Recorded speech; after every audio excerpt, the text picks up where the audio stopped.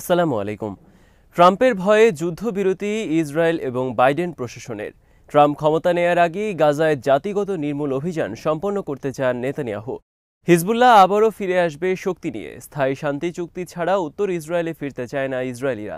Bdviews ইনফোটেইনমেন্টে স্বাগত জানাচ্ছে আমি তাসনিম হোসাইন। আজ জানাবো প্রতিরক্ষা সংক্রান্ত গুরুত্বপূর্ণ কিছু খবর। যুক্তরাষ্ট্রের নির্বাচনের পর লেবানন যুদ্ধবিরতি এবং গাজা যুদ্ধ বন্ধের উদ্যোগের কারণ নিয়ে চলছে নানামুখী ব্যাখ্যা বিশ্লেষণ। একই সাথে আলোচনা চলছে এই যুদ্ধবিরতির ভবিষ্যৎ নিয়ে।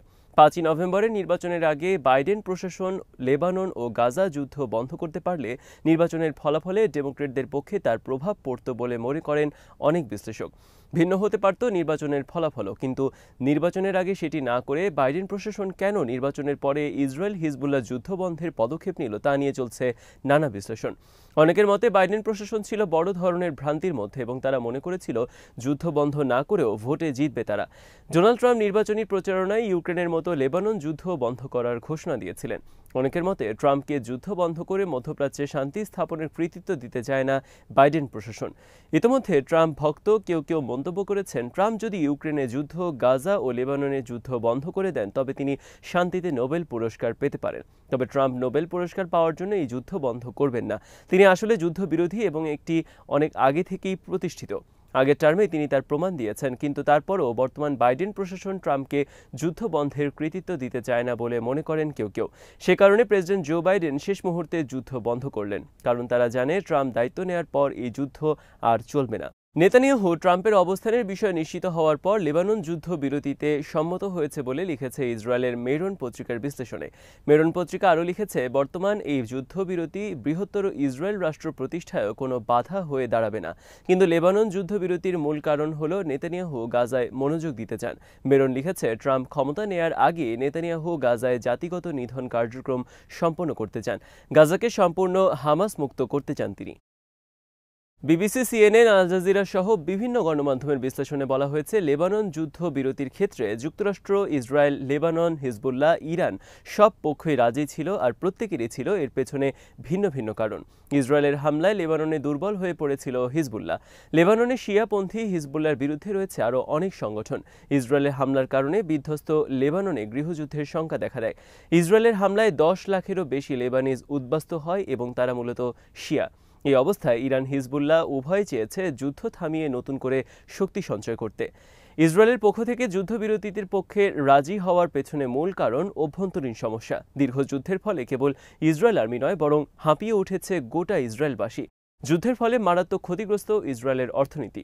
যুদ্ধের কারণে মানসিকভাবে বিধ্বস্ত ইসরায়েলিরাও। নেতানিয়াহু সরকারের বিরুদ্ধে ইসরায়েলের স্মরণকালের বিক্ষোভ চলছে দীর্ঘদিন ধরে যুদ্ধ বন্ধের দাবিতে। ইসরায়েল আর্মি যুদ্ধক্লান্ত। এত দীর্ঘ যুদ্ধ ইসরায়েল রাষ্ট্র প্রতিষ্ঠার পর করেনি ইসরায়েল। যুদ্ধের কারণে আর্মি থেকে অবসর নেয়ার হার বৃদ্ধি পেয়েছে ব্যাপক মাত্রায়। অনেকে বাধ্যতামূলক প্রশিক্ষণ গ্রহণেও অস্বীকৃতি জানিয়েছে। ইসরায়েল যুদ্ধবিরতিতে রাজি হওয়ার পেছনে আরেকটি কারণ রয়েছে, যা নিয়ে শঙ্কিত সবাই। নেতানিয়াহু বলেছেন 3টি কারণে তিনি যুদ্ধবিরতিতে রাজি হয়েছেন। সেগুলো হলো ইসরায়েল আর্মির বিশ্রাম, ইরান এবং গাজায় মনোযোগ দেয়া। এ থেকে এটি পরিষ্কার যে লেবানন যুদ্ধের পর ইসরায়েল গাজাকে পুরোপুরি দখলে নেয়ার জন্য যা যা করার দরকার তা করবে। নেতানিয়াহু প্রকাশ্যে ঘোষণা দিয়েছে, গাজায় হামাসের কোনো সরকার থাকবে না, গাজা থাকবে তাদের নিয়ন্ত্রণে। প্রকাশিত বিভিন্ন খবরে বলা হয়েছে, ট্রাম্প ক্ষমতা নেয়ার আগে নেতানিয়াহু গাজায় জাতিগত নির্মূল অভিযান সম্পন্ন করবেন, গাজাকে সম্পূর্ণরূপে ইসরায়েলের নিয়ন্ত্রণে নেবেন। নেতানিয়াহুর আরেকটি লক্ষ্য উত্তর ইসরায়েলে সেটলারদের ফিরিয়ে নেয়া। বৃহস্পতিবার সিএনএনের খবরে বলা হয়েছে, উত্তর ইসরায়েলে বিরাজ করছে অস্বাভাবিক শান্ত পরিস্থিতি। যুদ্ধবিরতি কার্যকর হলেও সেটলাররা ফিরতে চায় না উত্তর ইসরায়েলে তাদের বাড়িঘরে। তাদের দাবি, স্থায়ীভাবে যুদ্ধ বন্ধ না হলে তারা সেখানে আর ফিরবে না। যে কোনো সময়, যে কোনো কারণে হিজবুল্লাহ আবারও হামলা করতে পারে উত্তর ইসরায়েলে। যুদ্ধবিরতি কার্যকর হওয়ার কয়েক ঘন্টা পর সিএনএন টেলিভিশনের এক সাংবাদিক টিম পরিদর্শন করেছে লেবানন সীমান্তে ইসরায়েলের শতুল্লাহ বসতি এলাকায়। সেখানে যুদ্ধের আগে 300 ইসরায়েলি বাস করত, যেটি এখন একটি ভুতুড়ে এলাকা। হাতে গোনা কয়েকজন লোক রয়েছে সেখানে জীবনের ঝুঁকি নিয়ে। উত্তর ইসরায়েলে যেসব এলাকায় হিজবুল্লাহর সবচেয়ে বেশি আর্টিলারি হামলার শিকার হয়েছে শতুল্লাহ, তার মধ্যে অন্যতম। সীমান্তের হাতান সহ আরও কয়েকটি শহর পরিদর্শন করে সিএনএন একই চিত্র দেখতে পেয়েছে বলে উল্লেখ করেছে। যেহেতু হিজবুল্লাহ নির্মূল হয়নি, তাই ভবিষ্যতে তারা আরও শক্তি নিয়ে ফিরে আসবে বলে বিশ্বাস করে সীমান্ত এলাকায় বসতি স্থাপনকারী ইসরায়েলিরা। একই মত পোষণ করেছেন অনেক বিশ্লেষকও। লেবানন যুদ্ধবিরতির পর বাইডেন প্রশাসন গাজা যুদ্ধবিরতির উদ্যোগ গ্রহণ করেছে, তবে এর সফলতা নিয়ে প্রশ্ন রয়েছে। কারণ বাইডেন প্রশাসনের চাওয়া হলো গাজায় হামাস নয়, বরং থাকবে পশ্চিম তীরের মাহমুদ আব্বাসের মতো তাদের পুতুল প্রশাসন। হামাস কখনো রাজি হবে না এই প্রস্তাবে, কারণ যুক্তরাষ্ট্র ও ইসরায়েল নিয়ন্ত্রিত দালাল মাহমুদ আব্বাস সরকারের বিরুদ্ধে যুদ্ধ করে গাজাকে আলাদা করে সেখানে তাদের নিজেদের শাসন প্রতিষ্ঠা করেছে হামাস। হামাসের জন্ম হয়েছে একই সাথে ইসরায়েল এবং ইসরায়েল যুক্তরাষ্ট্র নিয়ন্ত্রিত পশ্চিম তীর তথা নামে মাত্র ফিলিস্তিনি সরকারের বিরুদ্ধে প্রতিরোধের অংশ হিসেবে।